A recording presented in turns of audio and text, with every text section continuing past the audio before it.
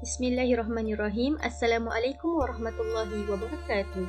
Terima kasih diucapkan kepada Dr. Wan Hishamuddin bin Wan Yusof selaku pensyarah bagi subjek Mabahith Al-Sam'iyat USI 30903.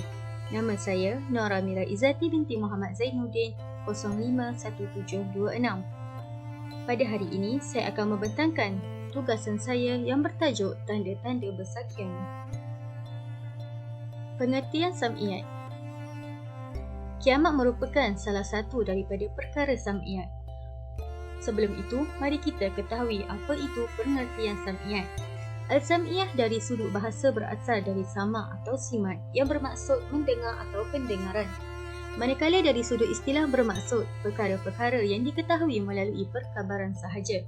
Sam'iyat bermaksud perkara ghaib yang hanya boleh diketahui melalui Al-Quran dan As-Sunnah. Sam'iyat adalah perkara yang tidak dapat dicapai dengan akal dan tidak dapat digambarkan dengan panca indera manusia. Hari kiamat merupakan suatu perkara ghaib yang hanya diketahui oleh Allah Subhanahu Wa Taala. Dalam erti kata lain, tidak ada seorang pun yang mengetahui bila terjadinya hari kiamat. Terdapat banyak hadis yang membicarakan tentang hari kiamat.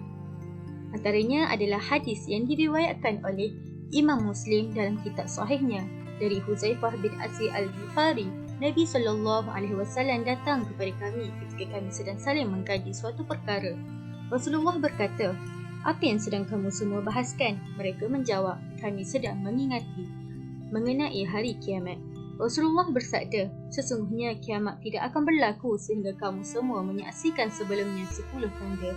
Maka Rasulullah menyebutkan iaitu keluarnya asap tebal, munculnya Dajjal, binatang bumi, terbitnya matahari dari tempat terbenamnya, turunnya Isa ibnu Maryam, Ya'juj dan Ma'juj, terbenamnya 3 bumi di timur, di barat, di semenanjung Arab, dan terakhir adalah keluarnya api dari Yaman yang akan membawa manusia ke mahsyar mereka. Berdasarkan hadis tersebut, marilah kita ketahui apakah tanda-tanda besar kiamat. Tanda besar kiamat yang pertama adalah munculnya Dajjal. Kemunculan Dajjal adalah tanda besar kiamat pertama yang akan muncul dan dilihat oleh orang mukmin. Perkataan Dajjal berasal daripada perkataan Dajlun. Dajlun dari segi bahasa bermaksud penutup. Perkara itu kerana ia menutup kebenaran dengan kebatilan. Disebutkan juga oleh Rasulullah SAW mengenai Dajjal. Tertulis di antara dua matanya perkataan kafir yang diejek oleh Rasulullah, kafara, yang dapat dibaca oleh setiap mukmin yang pandai membaca maupun yang buta huruf. Tanda yang kedua adalah turunnya Isa ibnu Maryam. Isa ibnu Maryam akan turun setelah kemunculan Imam Mahdi dan setelah keluarnya Dajjal, iaitu setelah Dajjal berada di bumi selama 40 hari. Ketika masa Dajjal sudah selesai, turunlah Isa ibnu Maryam dan perkara pertama yang akan dilakukan oleh Isa adalah membunuh Dajjal. Tanda yang ketiga adalah keluarnya Ya'juj dan Ma'juj. Ya'juj dan Ma'juj adalah dua golongan dari bangsa Turki dari anak cucu Adam. Mereka adalah keturunan Yafid bin Nuh.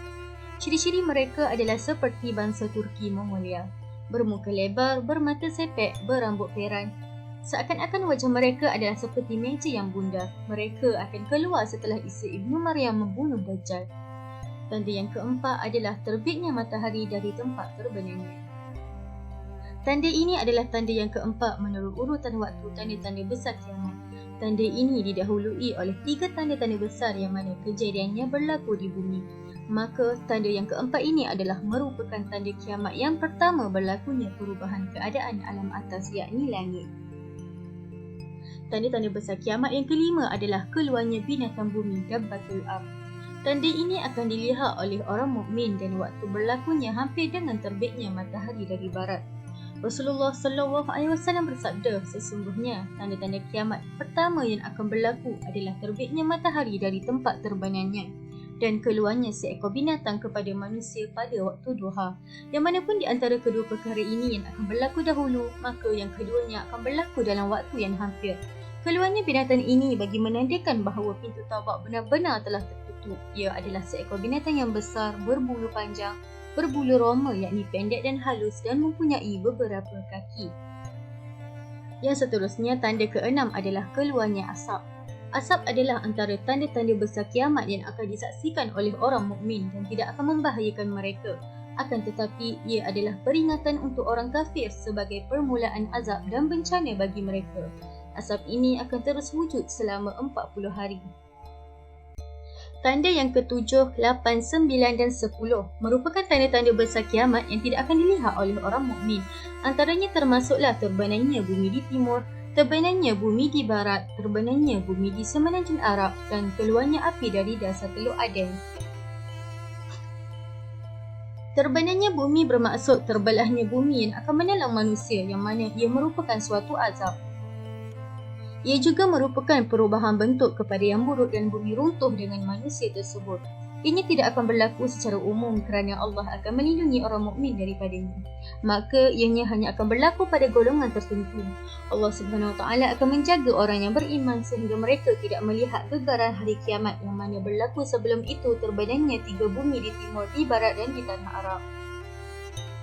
Setelah terbenamnya 3 bumi tersebut, datanglah tanda kiamat besar yang paling akhir yang mana ia juga merupakan syarat pertama dari kehancuran alam yang sebenarnya, iaitu keluarnya api dari negara Yaman atau dari dasar Aden atau dari timur yang akan membawa manusia ke alam mahsyar. Api tersebut tidak akan meninggalkan seorang kafir pun, akan tetapi ia akan membawa mereka semua ke depannya dengan semarak-maraknya. Dan sesiapa yang lambat di belakang, maka api tersebut akan membakar mereka sehingga mereka terpaksa dibawa ke alam mahsyar. Kesimpulannya, demikianlah tanda-tanda besar kiamat yang dapat kita ketahui sebagai seorang Muslim. Dengan mengetahui tanda-tanda tersebut, mudah-mudahan ianya akan menambahkan lagi keimanan dan ketakwaan kita kepada Allah Subhanahu Wa Taala. Sekian daripada saya. Assalamualaikum warahmatullahi wabarakatuh.